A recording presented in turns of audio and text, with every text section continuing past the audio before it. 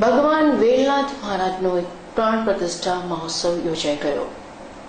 આ પ્રસંગને સફળ બનાવવા માટે કાર્યકરોએ ખાસ જહેમત ઉઠાવી હતી। આમંત્રિત મહેમાનો આ પ્રસંગે ખાસ ઉપસ્થિત રહ્યા હતા।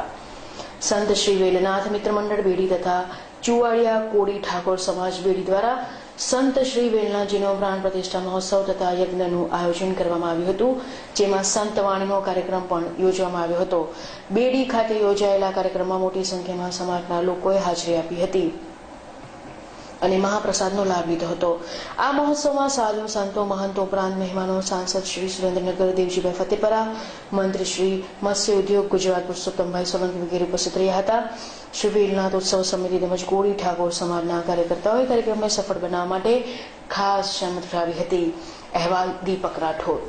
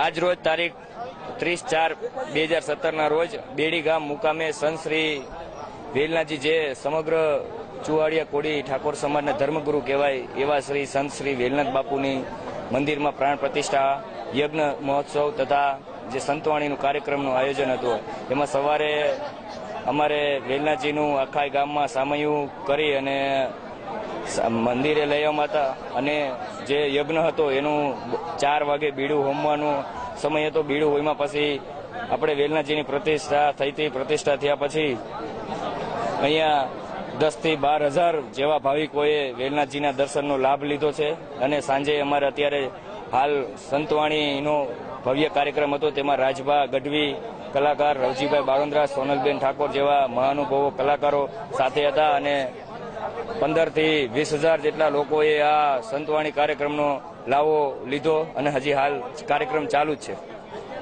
ઓકે, મારું નામ ભરત ડાભી, બેડી સરપંચ।